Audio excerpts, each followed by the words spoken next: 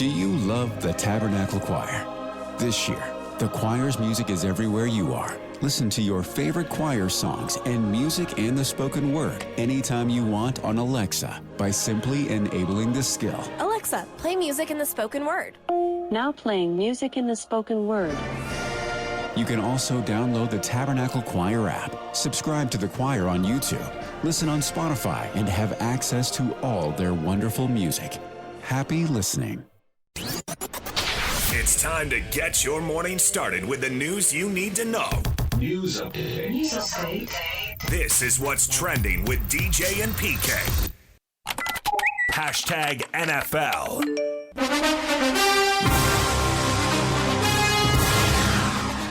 Jerry Rice or Antonio Brown? I'm taking Antonio Brown. Keep going. I don't care. Thank you guys for watching the Speakeasy. Boys out the mud. We got LaShawn McCoy. What? Bro, I'm not going to get distracted. y'all can't. All right, that's one. Two is y'all acting like, what am I saying wrong? What can Jerry Rice do that AB can't do? Jerry Rice got, three Super Bowls? He Bump got the Super Bowl. 22,000 yards. Bump the Super Bowl. He's got, Jerry Rice he had a like 1,000-yard receiving season at 42, bro. like 42. Yo, Yeah, my man. And you don't think AB can do that? See, y'all talking like that because AB's career. Yes, your career makes you. LaShawn McCoy, The Take, Antonio Brown, and Jerry Rice. How would you take Antonio Brown over Jerry Rice? I thought in the GOAT conversations, Gretzky and Rice are about as settled as it gets. Maybe Muhammad Ali. And Magic. Nope, I don't think Magic's as settled as it gets. You'll go greatest point guard, or are you talking GOAT in basketball versus Jordan? Whatever you want. Okay. You're starting a new one here. Here you go. So was LaShawn McCoy. Yes, he was. And you're talking about it. So you fell into the trap. I baited you and you fell right into it. Piece of cake. Always food with you. True story. Giants quarterback Jaxson Dart, former Corner Canyon star, lauded for opting to slide during practice, something he was not big on doing last year, which is why he got hit hard and was checked for concussion symptoms on 5 different occasions. Linebacker Brian Burns said, "We've been begging him to do that for a while. I'm glad he started to practice it." Well, Riley and I had this discussion in depth. He's very loud. He tries to outshout me. I don't know why he thinks that's going right at your strength. Going to ever work. And, you know, this idea of being a leader and blah, blah, blah, blah, blah, blah, blah. Well, if you're a leader, then you're going to do it. Oh, but that's not his... Yeah, I know. He's got masculinity. He's tough. He's all these cliches, blah, blah, blah, blah, blah. But you're also a failed leader if you don't do it. And he doesn't have to prove his toughness. That's long since been proven.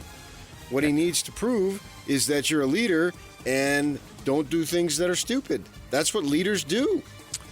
They don't have to prove their toughness. It's already been proven. Prove you can stay on the field for 17 consecutive games, and then, as you get better, 18, 19, and 20 in the playoffs. I don't know that he can do that. That's two different things. If he gets steamrolled by somebody who weighs 100 pounds more than him, that's not his fault. If he gets hurt, then it'll be judged on how did the injury happen and what does it look like. Right. So I can't guarantee anybody's going to stay out on the field. You can be the toughest guy in the world, but if you have a broken leg, Cam Scadaboo had that very thing last year. Did he not prove he's tough?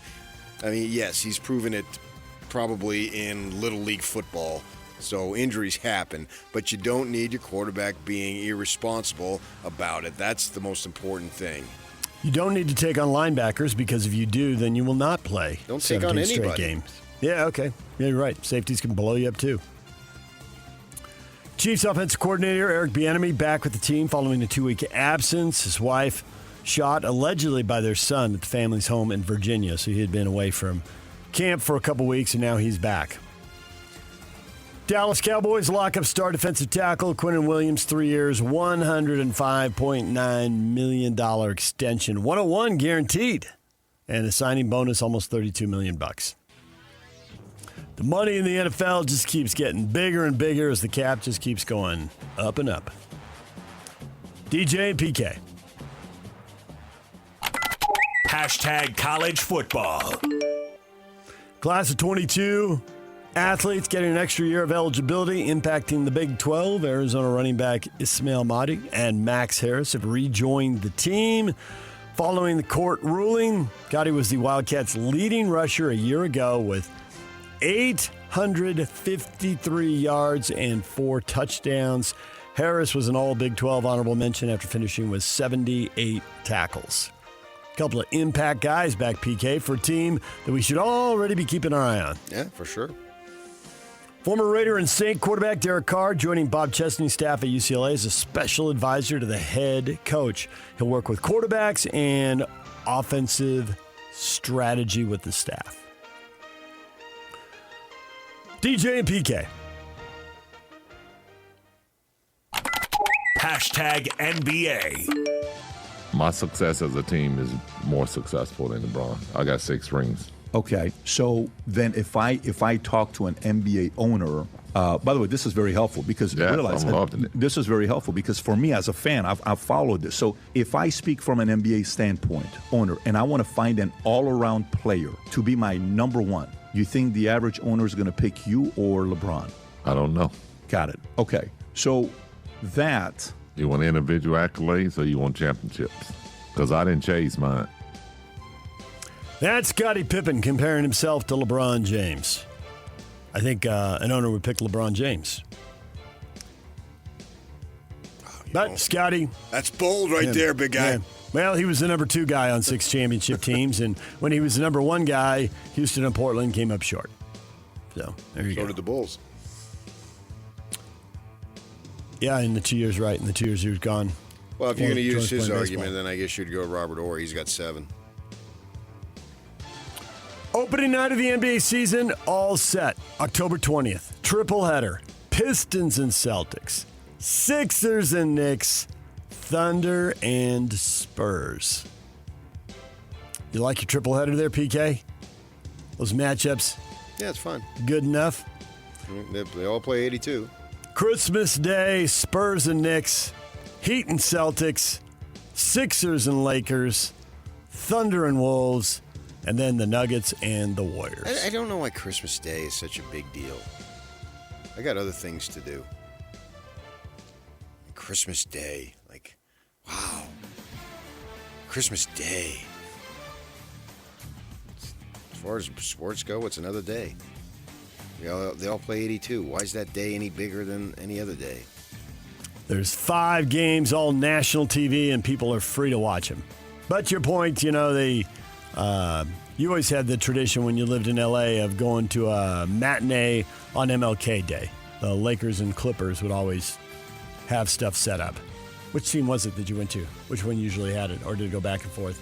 No, it never went back and forth. Oh, really? It was all Lakers? Yes. I didn't even know the Clippers played that day. Demetrius Giannakopoulos, the Greek businessman who owns the Panathinaikos basketball club in Athens, said he made a proposal to the Nuggets to buy Nikola Jokic out of the final season of his current NBA contract, and he believes he can sign Jokic away next summer. Giannakopoulos said that the Nuggets declined his offer quickly, but he will pursue the Joker once again when he's a free agent. Would a player still in his prime leave and go back to Europe when he's one of the 1, 2, 3 elite players in the NBA? I guess we'll find out. To date, not yet. Would the Joker be the first? Blazers owner Tom Dunn has reiterated he will not pay for any upgrades to the Moda Center, and Oregon's Multnomah County has now approved a term sheet to provide $101.6 million to renovate the arena as the franchise and the city of Portland begin formal discussions about their future. Will the city, the county, and the state keep him happy? Will he stay? Or are the Blazers the next team on the move? DJ and PK. Hashtag Major League Baseball. That is swung on and hit well. Out to deep left. Headed towards the bullpen. Grand slam, Arenado. Line drive. Base hit into the right field corner. In to score is Edman. Here comes Rojas, and here comes Tucker. A bases-clearing pinch hit triple for Max Muncy. swung on and popped up into center field. What is Siegler do? 2 down. The play is made out there in center field. I think the scoreboard had the outs wrong and everybody screws it up. It's going to be a double play throw to first. What that is is going ridiculous. That is horrendous base running by the Red Sox. Horrendous. It was a 16-minute delay to sort it out. The scoreboard said there were 2 outs. There was only 1. They ran into the double play, but they got a run out of it. Their only run of the game nonetheless. Anthony Siegler scoring from third base. He didn't tag up, but by the time they appealed it, they crossed the baselines, and you can't go back and appeal at that point. So everybody was confused, and the Red Sox got a run, and in the end, the Jays won the game anyway. So the Red Sox with a 3-game losing streak now for the first time in 2 months after their fantastic stretch, winning 30 out of 35 and getting themselves back in the playoff race. They got a 3-game losing streak now. Do you know that rule? Oh, yeah, I studied it. There's nothing I don't know about baseball. That's why I asked you. There's a lot you know about baseball. But there might be something that that's escaped why I your told knowledge. you. I'm not sure you're telling the truth. But down at BYU yesterday, I got a compliment from both of you guys. Said gentleman that's down there doing work in BYU said he appreciates you guys talk as much baseball as you do. Well, I have to bring him around. Guy's been dishonoring his father for years now. Phony. Sick of your white privilege. That didn't even make sense. Just throw everything. Of course it didn't to against you. the wall. No kidding. But for me, it does. Absolutely, for me, it does. Of course, for you, it didn't. That's exactly why. Throw everything against the wall and just hope something sticks. Scooble makes his debut at Dodger Stadium. Not a great start. Gave up 3 runs early, but then the team, he settles down. The team rallies. He went 5 innings, struck out 6. Dodgers rallied to beat the Royals 6-5. After losing 8 out of 9, they pick up a W. Can they get rolling again? Get themselves back in position for a bye in the opening round of the playoffs. Bees open a series in El Paso tonight against the Chihuahuas. First pitch hit for 6:35. Coverage on 1280 Zone starts with Tony Parks on the call at 6:20. Been a rough stretch here for the Bees as they have lost 11 of 12 over the last 2 weeks. Now they're playing the Chihuahuas. You talk about rough. Thank you. I don't think it'd be quite that deep. I don't think it'd be quite that deep. The Chihuahuas, smaller dog. My sister had one named George, the meanest SOB you ever saw. That a little higher. That was good. I like that. Yeah. Yeah, and she would go out of town, and I'd have to watch them. She had 2 dogs. She had a German Shepherd named Blue, and the Chihuahua named George. And I loved Blue, and I hated George. Did you really? Why did you hate George? Because he was so freaking mean. Okay.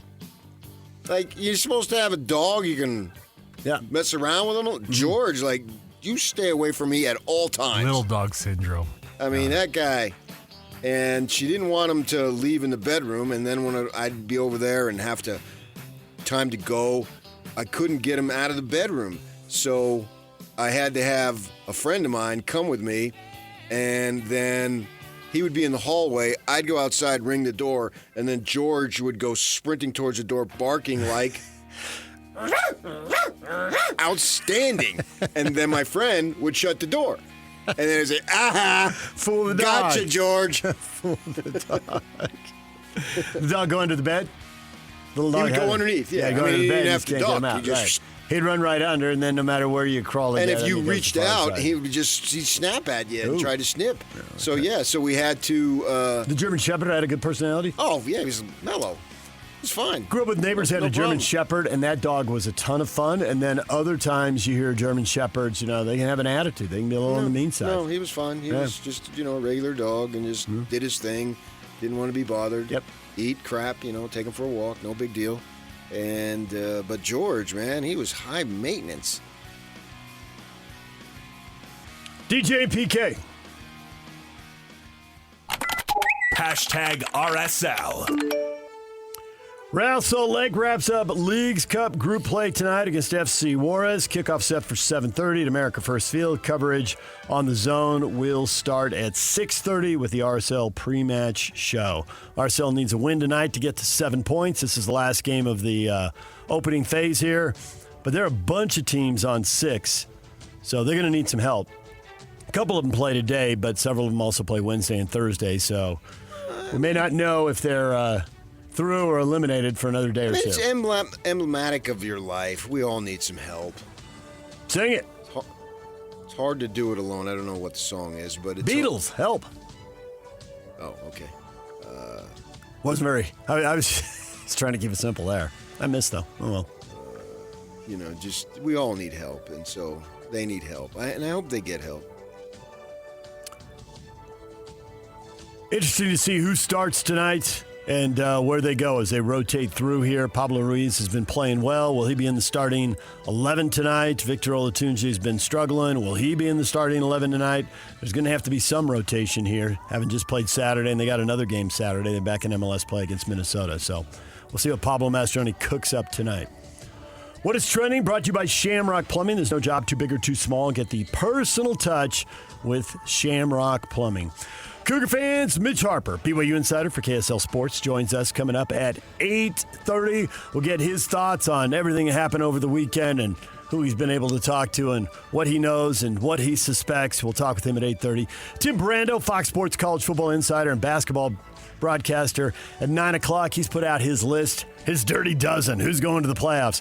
Tim always has a million thoughts on expanding the playoffs. Now we got this new proposal possibility.